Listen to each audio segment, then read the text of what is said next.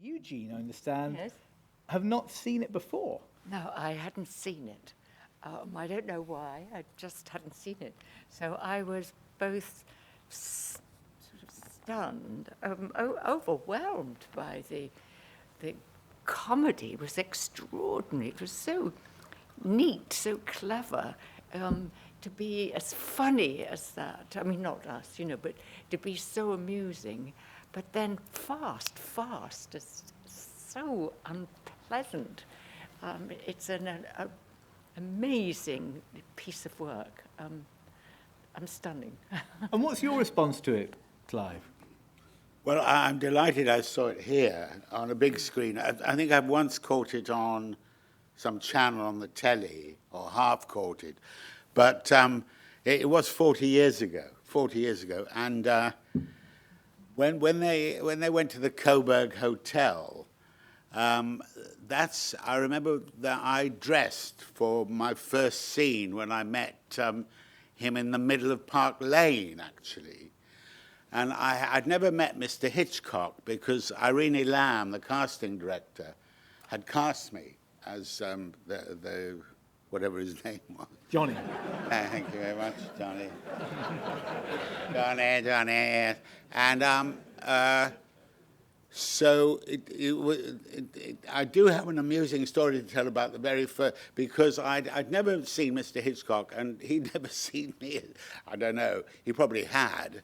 But it was only the second film I'd ever made. I'd been in John Borman's first film, and so this scene was in the middle of Park Lane, on one of those little grassy areas, and it was a very windy day. There was a lot of traffic, and when I arrived, I had my script in my hand. I had a few lines to say to John Finch. It was him I met there. And a walkie-talkie was handed to me, and Hitch's voice came over the walkie-talkie. He didn't materialize in any way. He said, and he began talking. He said, "Good afternoon, Mr. Swift," and started giving me some instructions, which basically were interrupted by the traffic, the aeroplanes, the wind in the trees. I couldn't hear half of what he was saying. But I was so in awe of him and his reputation that when he finished his diatribe, he said, so should we try a take? And I said, oh, yes, of course. And no sooner had we begun a take on that short sequence than I could hear from the walkie-talkie, the first assistant was holding it by then, cut. I mean, before I'd opened my mouth, really, cut. I thought, oh, God, I've done it all wrong. He said, Mr. Swift, he said, I am speaking to you from the penthouse of the Hilton Hotel. Where your flat is, that is where your character lives. Now, this is a very long shot, Mr. Swift. And indeed it was. Do you remember?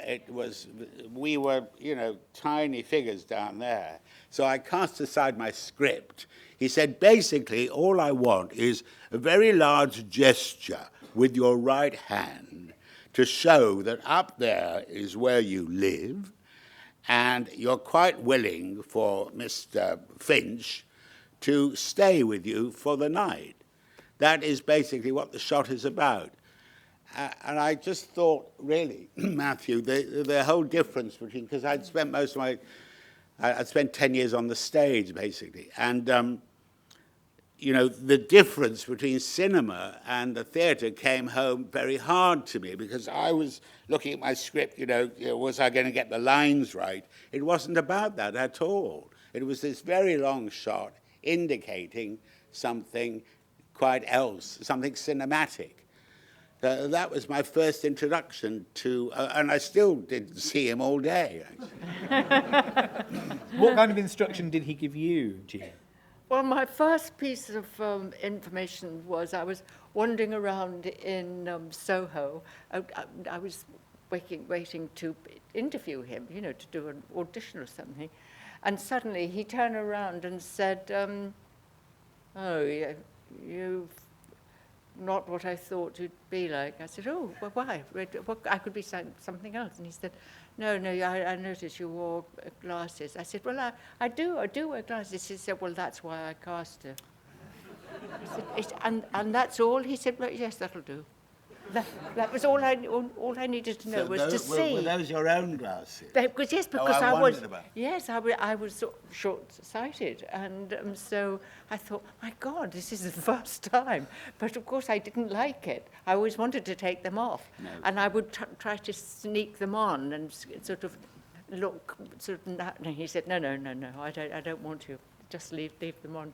And what kind of frame of mind was he in during the production? I mean, did he seem like a man nearing the end of his career, or was he energetic? No, I didn't know. Well, he had at least one stroke, I know. We knew that. And he very rarely moved from his chair. He was in his chair, rather like a Buddha, and when we did our scenes. And the assistants would run and whisper to him about every mortal. He made every decision. Anything that was a problem that he was asked, he was questioned, was it this, was that right?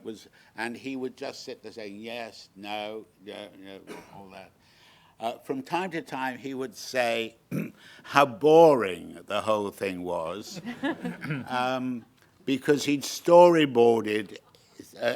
He was famous for this. You probably know if you know his work.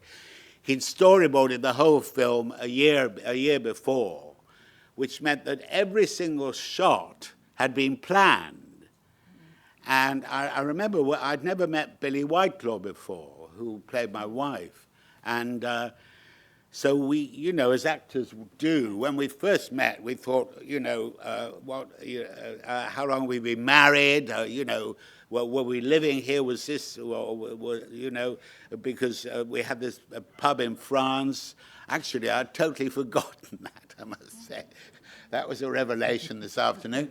And Hitch just said, no, there's no need to, no, don't talk at all. There's nothing to discuss. Just do what it says in the script. And that's how he was. He said, you come in, you look at your wife, you say your line, and you go out. And that's what he told me. What sense did you have of how ferocious some of the material in this picture would be as you were making it? Because it is a work of eye-watering savagery, isn't it? Well, I didn't at all, not in my scenes, because they were dislocated from all those, the nasty sequences. I didn't know anything about it, really. I'm not sure I had a whole script. I just can't remember. Oh no, I'm sure we had the whole script. I think it's so usual today. In those days, there's a startling line when the two nice men say, oh, well, a woman, a bit of rape isn't not bad. You think, wow, not today, not today. It's not that unusual to find a line like that in a film of this period, is it, I guess? But there is something kind of especially kind of intense and strong about this picture. I mean, what do you think that, what do you think Hitchcock was ruminating on here? Did you have a sense that he wanted to make any particular kind of statement about violence, or would he not have kind of intellectualized I don't think there was any point in making that film if you didn't get the truth. And I don't think in those days you didn't have that truth. So that was constantly frightening, and then very frightening, because then you were funny, and then the women, it was breaking the fingers and clawing their legs apart. It is normal now, but it wasn't then. It was a very vicious, but I mean correctly, because they were two innocent people. I don't know what, I'm sticking my neck out here. I thought a lot of especially the dialogue seemed very stilted, even from 40 years ago. I went to see The Lodger, which was his silent film. Yes. Did you go Yes, see that? wonderful, yes. And I'd never seen so clearly that really I recently, well, quite recently, tried to play Hitchcock in a radio play, where he tangled with Raymond Chandler. He wanted Raymond Chandler to write the script for Strangers on a Train, and Patrick Stewart and I did a two-hander radio play, which was had a lot of apparently truth in it about what went on, and they argued totally, and I kept thinking, you know, the dialogue is very stilted. It's not very good, a lot of it. I thought certain actors made it come alive. I thought Bernard Cribbins was real and believable. I thought Alec McCann did marvelously well, wonderful. really, you know. But I thought also Hitchcock, there was no time. He didn't cultivate any performances. Well, Did he? He didn't. it was not in it mind. was of the kind of then. It was very old-fashioned in a sense. Yeah. It was very amusing, but it was quite stilted. But the thing is about this radio play written by Stephen Wyatt, who knows a lot about Hitchcock and how he worked. He wasn't really interested in the dialogue.